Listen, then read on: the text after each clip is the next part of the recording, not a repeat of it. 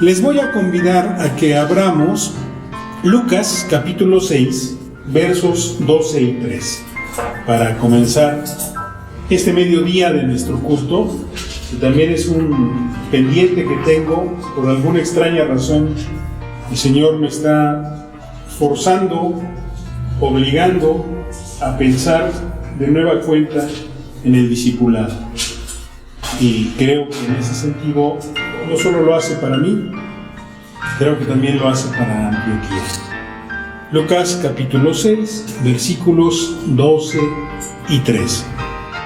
En aquellos días, él fue al monte a orar y pasó la noche orando a Dios, y cuando era de día, llamó a sus discípulos y escogió a 12 de ellos, a los cuales también llamó apóstoles.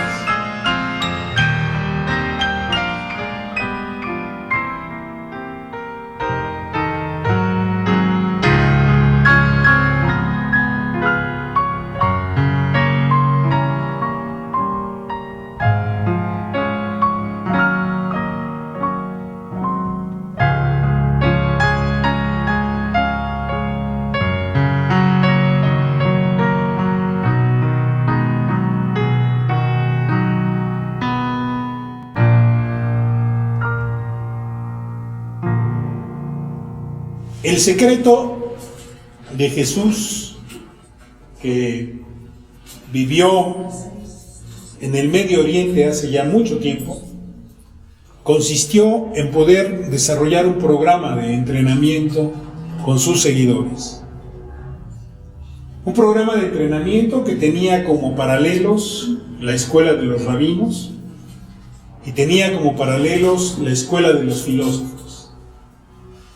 Porque tanto la escuela rabínica como la escuela presocrática ya eran escuelas constituidas en el tiempo de Jesús.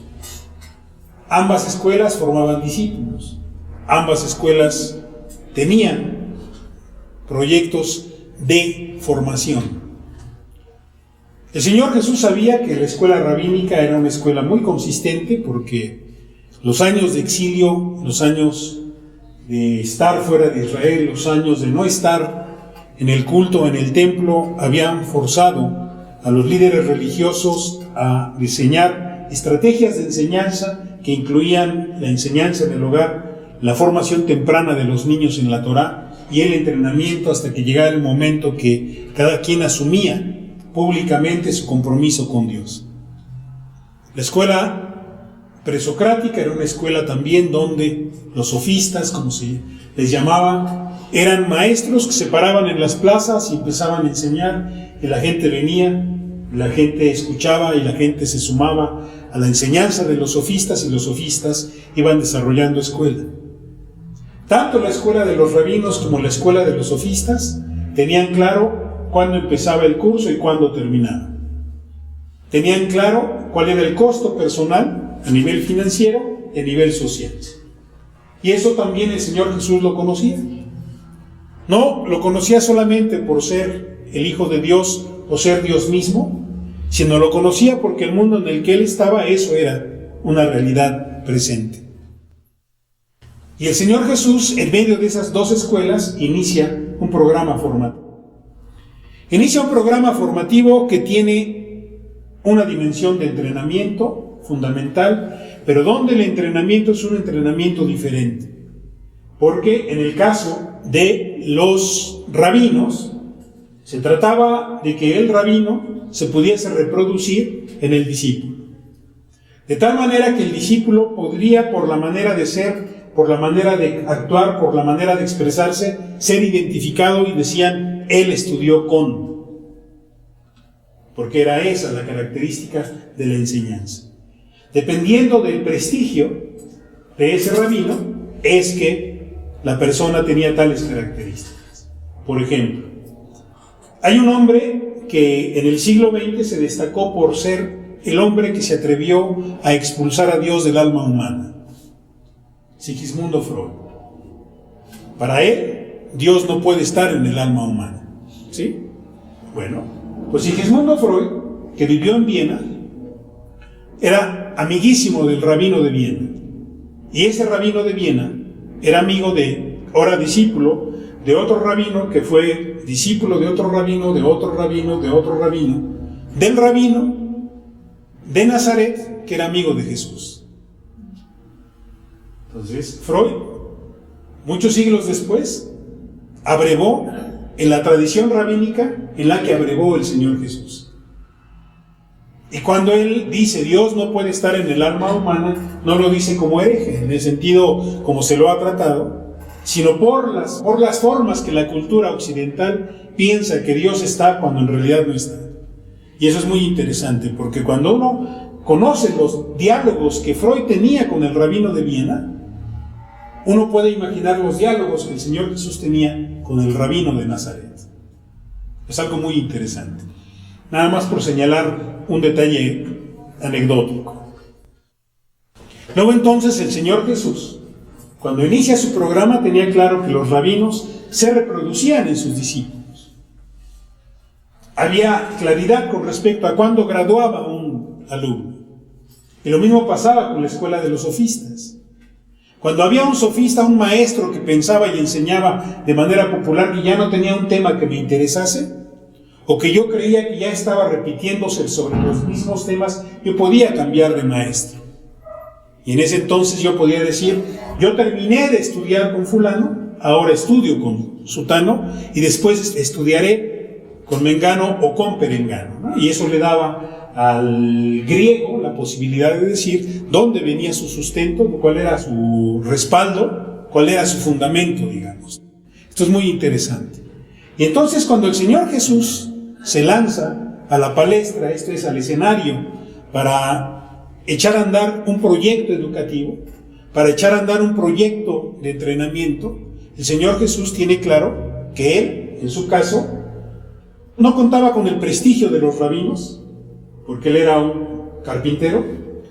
En su caso, él tampoco tenía claro cuándo iba a terminar o en qué terminaba el entrenamiento, porque el entrenamiento que él provee, o el entrenamiento que él iba a proveer en su momento, era un entrenamiento que para él tenía un costo y tenía un significado mayúsculo. Esto es, yo me voy a lanzar a un proyecto formativo en donde yo no voy a dar a conocer conceptos, en donde yo no voy a enseñar a guardar una tradición, sino donde yo voy a inaugurar una nueva era.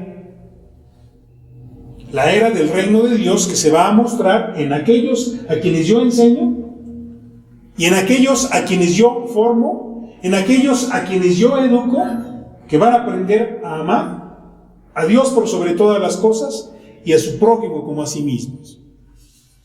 Y ahí, en ese proyecto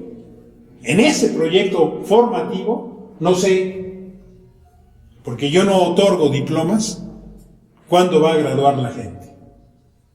Y esa es una parte bellísima del proyecto de Jesús, que nadie sabe cuándo ha graduado de cristiano.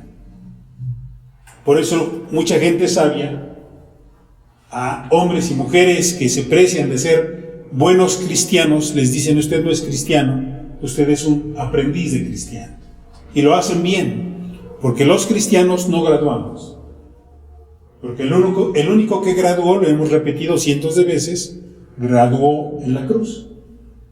Ese fue su examen de graduación. Y hasta ahorita ninguno de nosotros ha hecho ese examen. Entonces, tengamos claro que no hay graduación, porque hay una exigencia fuerte. Bueno, decíamos entonces que el programa de entrenamiento del Señor Jesús es un programa que no tiene claro cuál es la fecha de graduación, no tiene claro si va a entregar diplomas, si va a entregar certificados, si va a dar fiesta de celebración. No tiene claro eso el programa del Señor Jesús. El programa del Señor Jesús es un programa que, más que terminar con yo ya les dije lo que había que hacer, es un programa donde esto que les digo no lo pueden entender ahora, pero lo entenderán después. ¿Y por qué no te esperas a que venga el después y nos lo enseñas después? Porque yo necesito que entiendan que lo que yo enseño no es conceptual como los sofistas. Que lo que yo enseño no es ceremonial como los rabinos, que lo que yo enseño afecta necesariamente la vida de mis discípulos. Afecta necesariamente la vida de mis discípulos. Luego entonces lo que ustedes van a aprender conmigo es cómo la palabra de Dios afecta sus vidas. Y cómo la palabra de Dios al afectar sus vidas cambia sus conciencias. Y cómo al cambiar sus conciencias cambia su noción del mundo. Y cómo al cambiar su noción del mundo cambia su relación con el prójimo. Y cómo al cambiar su relación con el prójimo cambia su relación con ustedes mismos. Eso es mi programa. Luego entonces los alcances del mismo son profundamente poderosos. ¿Por qué? Porque ustedes van a ser entrenados en un trabajo que les va a rebasar a ustedes en el tiempo, y les va a rebasar a ustedes en la geografía, y les va a rebasar a ustedes en las áreas de influencia. ¿Y por qué? Precisamente porque el programa que yo enseño, o que yo voy a enseñar, los va a transformar en pescadores de hombres. Y esta es la parte extremadamente rica de el éxito de Jesús. Y cuando digo del éxito de Jesús, estoy pensando en el impacto de Jesús, que el día de hoy, en su nombre, estamos reunidos aquí. Porque es así. ¿Sí? A partir de la obra que Él comenzó entrenando a estos 12, es que nosotros estamos aquí. Luego entonces estamos constatando que el programa es un programa exitoso, que la estrategia es una estrategia exitosa, y que aquello que Él se propuso de que su palabra afectara nuestras vidas es verdaderamente exitoso. Porque nuestras vidas son afectadas por su amor. Porque nuestras vidas son afectadas por su llamamiento. Porque nuestras vidas son afectadas por su vocación. Porque nuestras vidas son afectadas por su misión, que es la parte realmente interesante del entrenamiento que el Señor Jesús emprende. Esto es, el Señor Jesús desarrolla un programa para entrenarnos para la obra misionera. Y obviamente un programa de entrenamiento para la obra misionera es un programa de alcances universales. Antes de que se hiciera común el uso de la palabra globalización, que ahora es una palabra de uso común, ¿sí?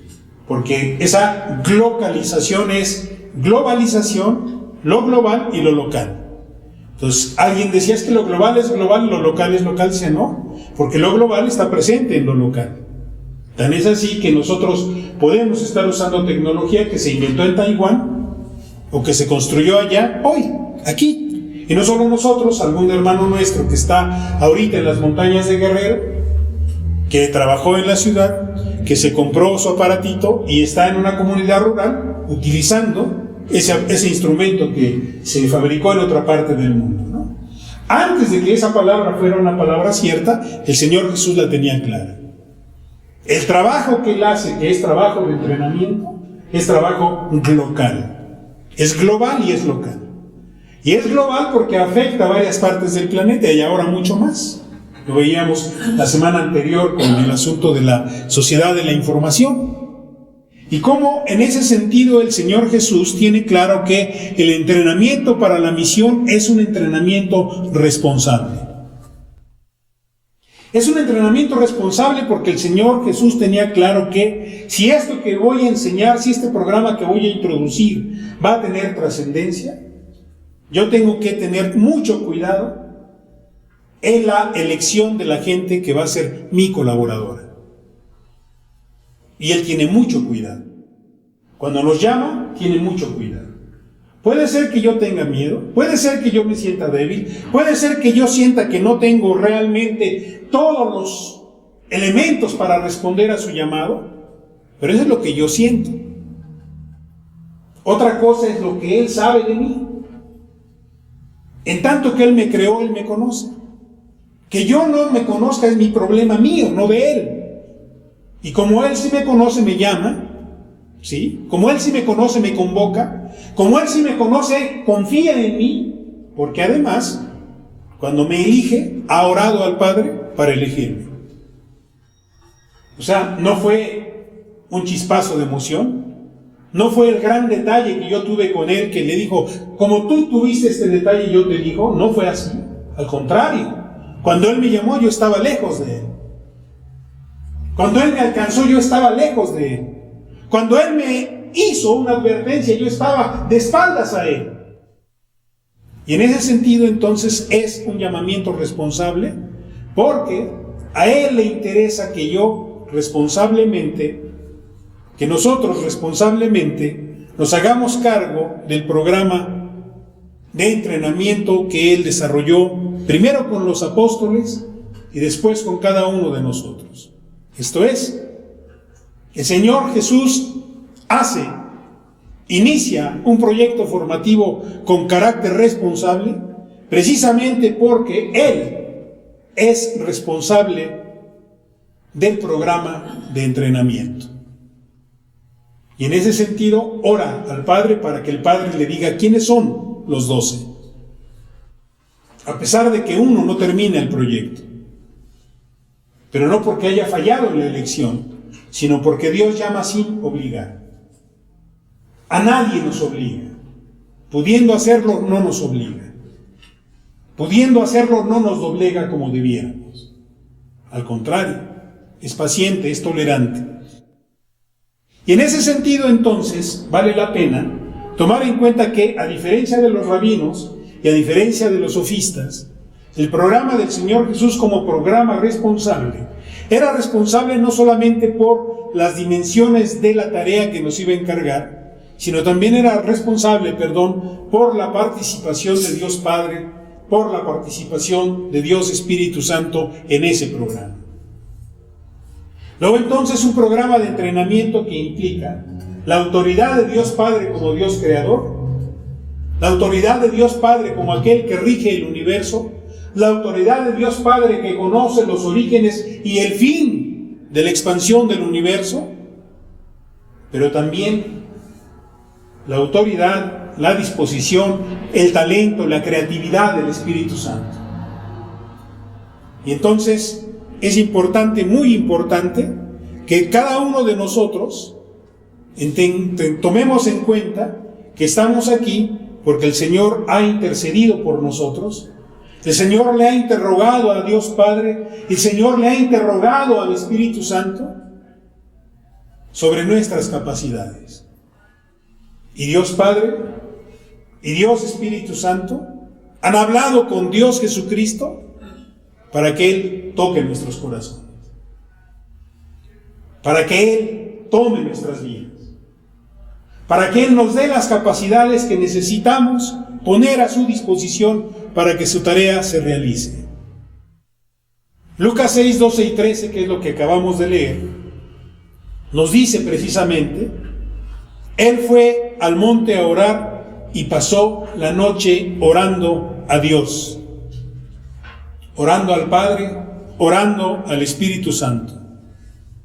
Y cuando era de día, esto es, este tiempo de negociación, este tiempo de construcción, este tiempo de identificación de la voluntad del Padre, le da a él la posibilidad de actuar cuando comienza el día. No solamente es para que nosotros veamos que pasó la noche orando, sino para que tomemos en cuenta que cuando nos llama es un despertar para nosotros. Cuando nos llama es un punto de partida para nosotros. Cuando nos llama inicia el día para nosotros. Y cuando era de día, llamó a sus discípulos y escogió a 12 de ellos, a los cuales también llamó enviados, apóstoles. Y esto es muy importante porque el Señor Jesús hace un rompimiento con los modelos educativos de la época. Los alcances universales que Él pretendía lograr dependían esencialmente de trabajar con una minoría. Era la única manera de garantizar que las cosas se transmitieran bien y que el conocimiento estaba siendo adquirido de la manera más exacta. Porque en la multitud se pierde. La gente se esconde en la multitud. En la universidad nosotros recibimos para los muchachos que van a hacer su tesis grupos de hasta 34 gentes, y tenemos un seminario de titulación, y cada uno de los muchachos nos tiene que entregar semana a semana lo que va descubriendo, lo que va construyendo. En los años que tenemos de experiencia hemos descubierto que hay gente que siempre se queda hasta el final, y pasó todo el semestre y nunca vino a decir, esto es lo que yo llevo avanzado. Se esconde en el grupo. Cambiamos la estrategia. Ahora cada uno de nosotros, de los 5 profesores que somos, trabaja con 6 alumnos. Y a cada uno le destina un día, para que el alumno no se esconda y para que el alumno trabaje. Y el Señor Jesús en ese sentido utiliza una estrategia con minorías. Cuando Él elige a los 12, ya hay muchos que le siguen. Ya hay muchos que han visto señales y signos en su trabajo, y sin embargo Él confronta la estrategia. ¿Trabajo con la multitud o trabajo con una minoría? Y Él decide trabajar uno a uno. Por eso Él trabaja con nosotros cuando, en actitud de humildad, en actitud de sencillez, abrimos la palabra en nuestra casa y leemos la palabra en nuestra casa. Porque Él así trabaja, de uno en uno. No tenemos los grandes conocimientos teológicos, pero tenemos al Espíritu Santo. Y al momento de abrir la palabra en humildad, el Espíritu Santo nos habla. Y al momento de doblar las rodillas, el Espíritu Santo nos transforma. Pero eso hay que hacerlo, si no, no lo vamos a descubrir. Y en ese sentido, entonces, el Señor Jesús selecciona a los que iban a ser los 12, echa a andar la estrategia de trabajar con un grupo pequeño y nos deja de manifiesto que para integrar su escuela, por llamarle de alguna manera, para integrar su escuela Él siguió un proceso de selección. Proceso de selección. Esto es, no fue a la primera, no fue una corazonada, no fue un favoritismo, sino Él se tomó el tiempo de ver las características de cada uno de aquellos a quienes llamó. Esto es, a estos 12, todos ellos, tenían un oficio. Y todos ellos tenían un oficio, y ese oficio era relativamente próspero. Y era un oficio que les permitía ganarse la vida. Luego entonces sabían de la disciplina. Luego entonces sabían de la administración. Luego entonces sabían de vacas gordas y vacas flacas. Porque no siempre hay. Y entonces cuando hay un excedente se guarda para las épocas en que no siempre hay. Y luego entonces el Señor, en ese proceso de selección, no tomó gente ociosa, sino gente que sabía trabajar. Y no solamente que sabía trabajar, sino sabía sobrevivir a las duras y a las maduras, como se dice coloquialmente. Que sabía tolerar la circunstancia de los vaivenes del mercado, dirían los economistas, de los cambios en la oferta y la demanda. Sin embargo, el Señor Jesús los llama precisamente porque era gente que sabía del compromiso. También eran personas especialmente sensibles a la verdad espiritual. A pesar de estar rodeadas de defectos, a pesar de estar rodeados de faltas, ellos mismos eran sensibles a la realidad espiritual. Esto es, a Pedro lo mira y le dice, sígueme. Pero no era la primera vez que Pedro veía al Señor Jesús. Ve a Mateo y le dice, sígueme. Y no era la primera vez que Mateo veía al Señor Jesús. Algo sabían del Señor Jesús. Tan es así que Él les convoca y ellos se sienten interpelados. Y entonces no solamente eran personas que sabían vivir de un oficio, sino también eran personas especialmente sensibles a la verdad espiritual. Insisto, a pesar de que ellos tenían fallas, Pedro era un celota, Mateo era un vendido al Imperio Romano, y el Señor los llama. Uno era en contra del Imperio Romano y era otro a favor del Imperio Romano, como casi decir, tomó a un periodista y a un priista, ¿no? A un panista, digamos, y los invita a participar con él. Y lo que es interesante también es que ninguno de ellos tenía virtudes visibles. Todas las virtudes las conocía Dios Padre, todas las virtudes las conocía Dios Espíritu Santo, y él iba a trabajar con esas virtudes. Algo que es muy importante, y lo dice el pasaje, es que el Señor pasó mucho tiempo en oración, buscando. Nosotros solamente vamos a garantizar el crecimiento de la obra del Señor en la medida que, orando, busquemos quién es la persona a la que le tenemos que enseñar los secretos de lo que el Señor nos ha enseñado, para que ellos a su vez lo enseñen a otros y a otros hasta que el Señor venga. Porque es el pequeño detalle. Aquí la erudición cuenta y no cuenta. Esto es, yo puedo ser un gran conocedor de la Biblia y no sirve de nada si no tengo discípulos. Porque se vuelve arrogancia. Se vuelve vanagloria. Y como dice la palabra, toda gloria que no es gloria a Dios es vanagloria. Es gloria vana. Y en ese sentido entonces el Señor Jesús tenía claro que estos hombres que tenían sensibilidad a las verdades espirituales, al comprometerse con Él, lo primero que van a descubrir, que el maestro que tienen no es egoísta, que Él les comparte todo lo que el Padre le ha dado a Él, se los comparte a ellos. Luego entonces les enseña, les muestra, introduce en ellos la noción de que la verdad de Dios que se conoce es verdad de Dios que se comparte. Porque si yo lo atesoro para mí, y yo digo es mi as bajo la manga, estoy suponiendo que yo lo adquirí. Y no, lo que yo sé de Dios, Dios me lo ha mostrado. Para mostrármelo a lo mejor usó horas de estudio, pero me lo mostró. Para mostrármelo quizás usó un peregrinaje borrascoso, pero Él me lo mostró. No fue mi gran capacidad.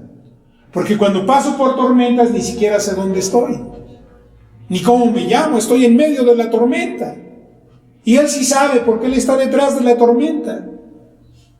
Él mira como los dibujos de las ilustraciones infantiles, ¿no? Que está la parte negra de la embarcación ahí, todo lo demás está claro. Él sí lo mira así. Y yo que estoy en medio de la tormenta pienso que esto es el acabose, que aquí termina, y Él dice, no, faltan 20 minutos para que salgas. Soy yo el que desespero. Pasa la tormenta y entonces me dice, ¿ya ves que no era tan grave? Pues sí, no era tan grave.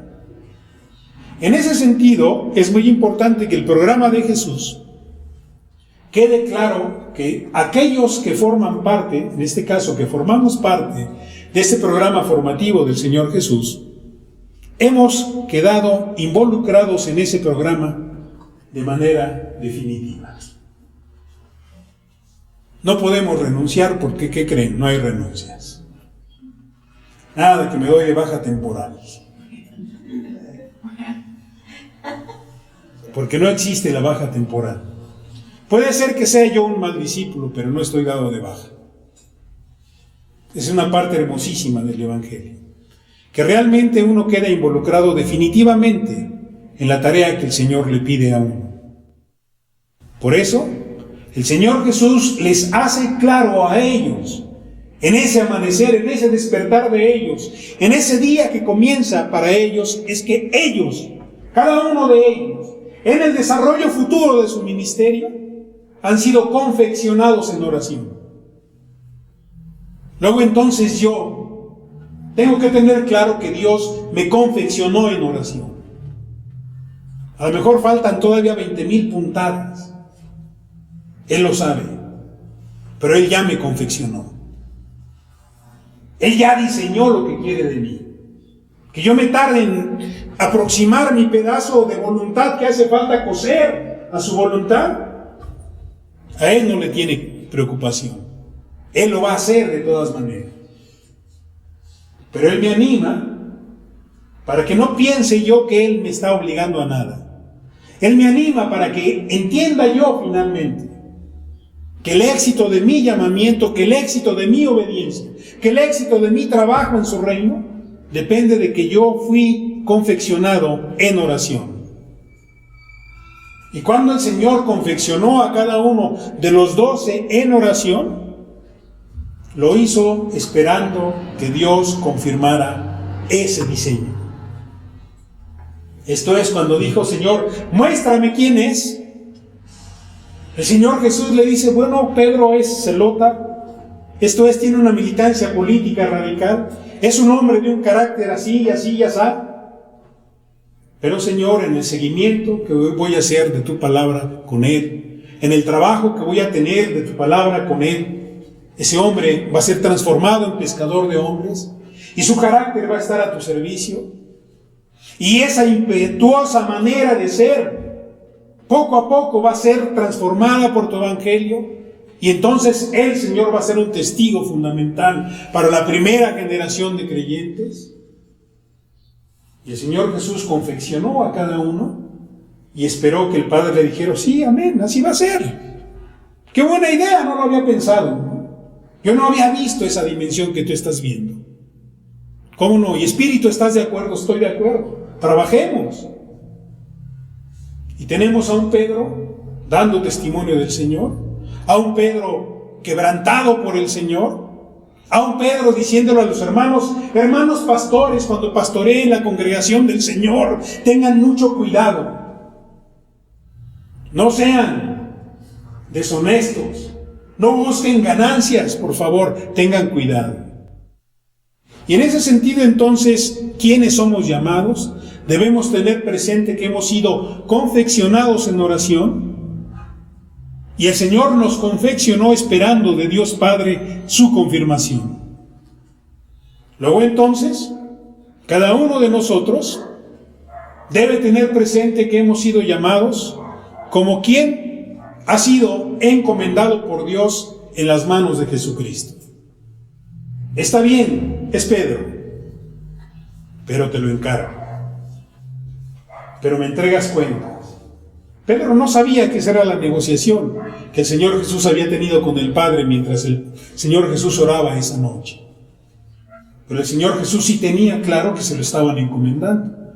Por eso cuando ora aquella oración de Juan 17, ninguno se perdió, Señor, de los que me diste. Porque precisamente el Señor Jesús sabía que cada uno había sido puesto como encomienda. No solamente negoció el nombre, sino también recibió la encomienda, pero tú te encargas de ellos. Y esto es muy fuerte.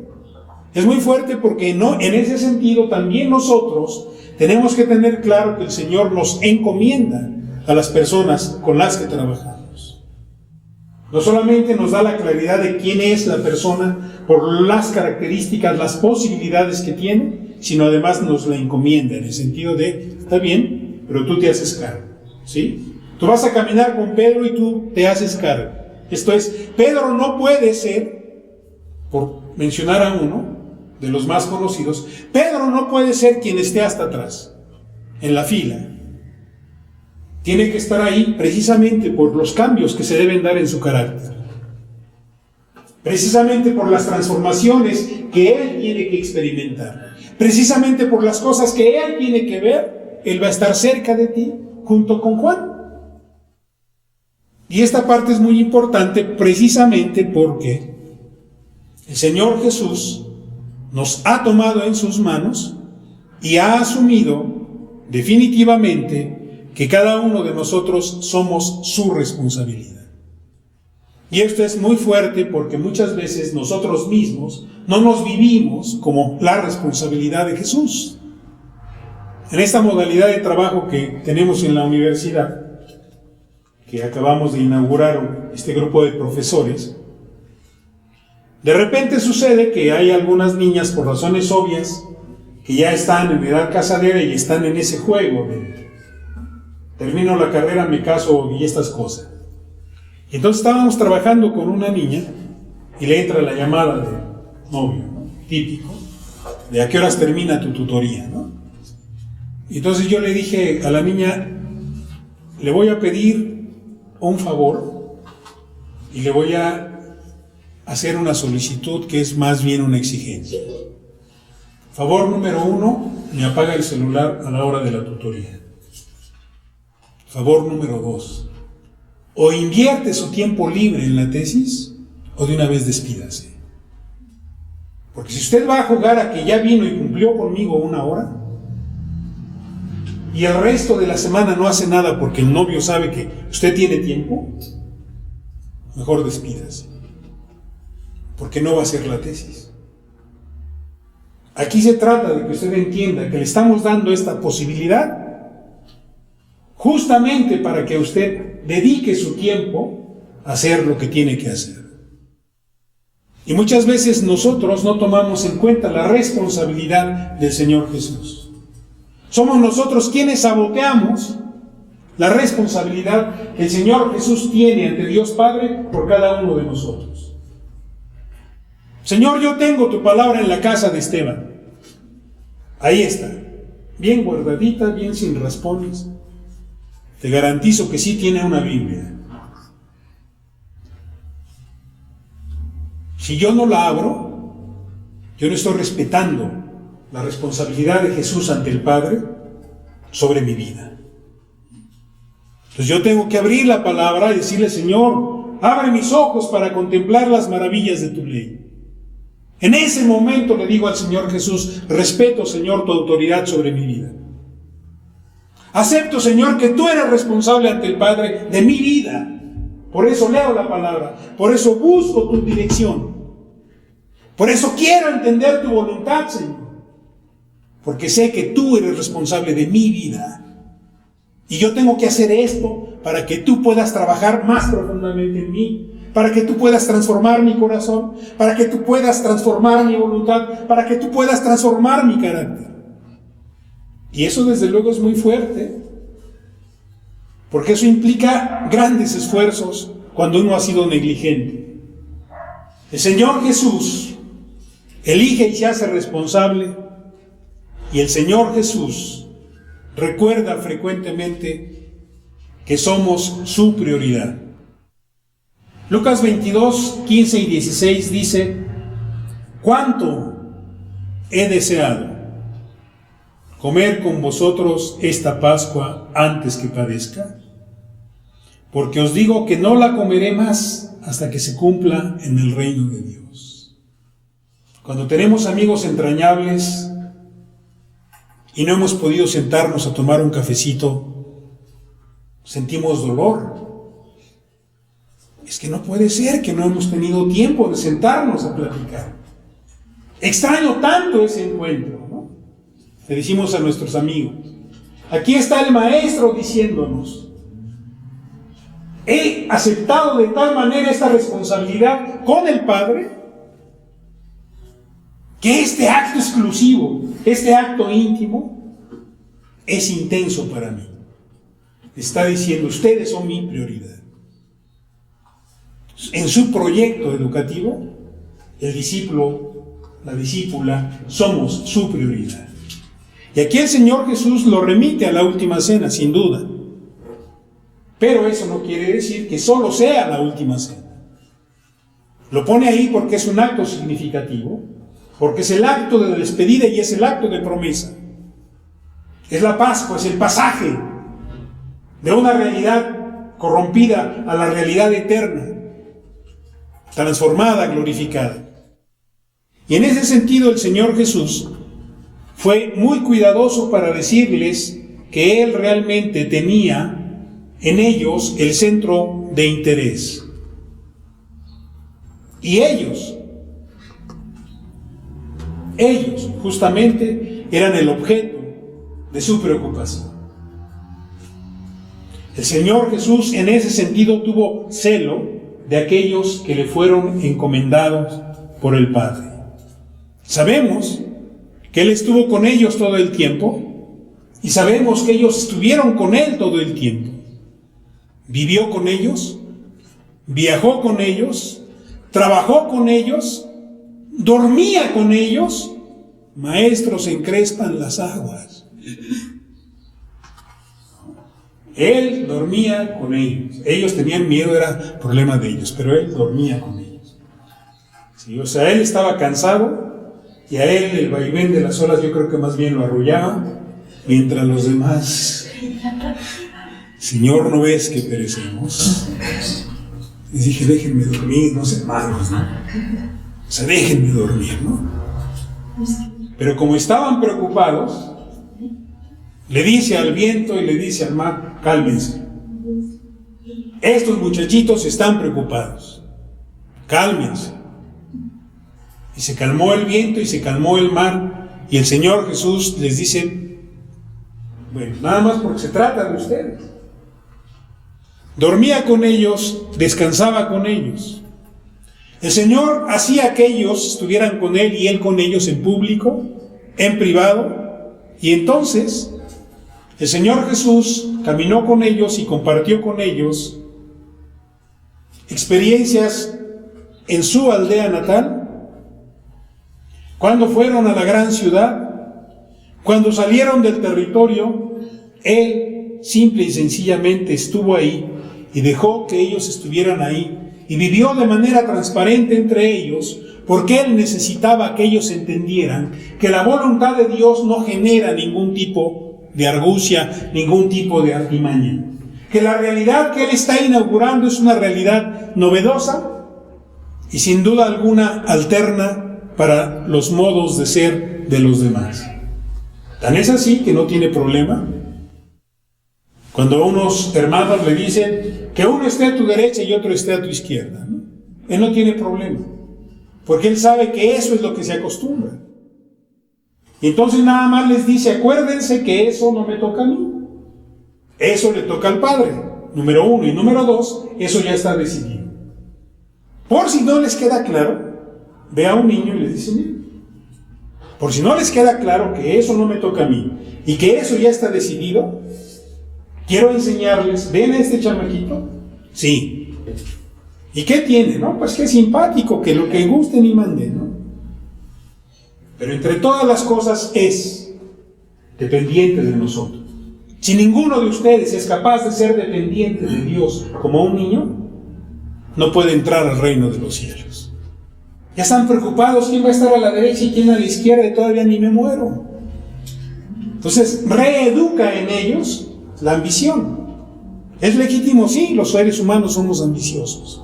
Pero en este caso, en este reino, en esta escuela donde yo soy el maestro, no es así. El que quiera ser el mayor tiene que ser el menor. Aquel de entre ustedes que quiera ser el más grande tiene que comenzar por ser el que sirve. Porque ni el Hijo del Hombre vino para ser servido, les dice. O sea, ustedes quieren que la gente les haga caravanas, está bien, eso les han enseñado. Pero yo quiero recordarles que ni el Hijo del Hombre vino para ser servido. O sea que el maestro con el que ustedes están tiene una manera de proceder radicalmente diferente. El Hijo del Hombre no vino, no ha venido para ser servido. Y en ese sentido es entonces que vale la pena, ¿no?, que el Señor Jesús se centra en ellos, porque quienes necesitan aprender la radicalidad de su enseñanza son quienes están cerca. Quienes necesitan ver la aplicación de la fe son quienes están cerca. Quienes necesitan dar testimonio de cómo Dios interviene en la vida de las personas son los que estamos cerca. Porque de otra manera, no podrá creer la gente. Y el Señor Jesús en su programa entonces, al centrar la atención en los que están a su cargo, les vuelve a decir: ustedes son el centro de mi vida, ustedes son el centro de mi interés, y ustedes son el centro de mis planes, ustedes son el centro de mis actividades. Y yo me voy a dar sin reserva a cada uno de ustedes. Y yo voy a vivir transparentemente delante de cada uno de ustedes, para que cada uno de ustedes entienda la dimensión de su llamamiento. Y aquí está hablando de una relación personal. No es una relación intelectual. La pregunta es: ¿qué tan consciente soy cada día de que yo soy el centro de la vida del Señor Jesús? ¿Qué tan consciente soy cada día de que yo soy el centro de su interés? ¿Qué tan consciente soy cada día de que yo soy la parte principal de sus planes? De que yo soy el eje de sus actividades. ¿Qué tanto creo que realmente Dios se va a dar a mí sin reservas? ¿Qué tanto creo que Dios quiere que yo lo conozca más profunda y más radicalmente? Si yo no he sido capaz de reconocer que soy el centro de atención de mi Señor, es el momento de que lo haga. Es el momento quizás en que yo arrepentido le diga: Señor, no me había dado cuenta, o lo había olvidado, que realmente tú estás preocupado por mí más de lo que yo estoy preocupado por ti. Que si hay alguien interesado en que tu voluntad se realice, eres tú. Yo a veces me acuerdo y a veces llego tarde, o a veces no voy a la cita. Pero Dios quiere que nosotros sepamos que Él sí se hace cargo de nosotros, sí se hace cargo de nuestras cargas, sí se hace cargo de nuestras vidas. Oremos en silencio y preparemos nuestros corazones para presentar nuestras ofrendas.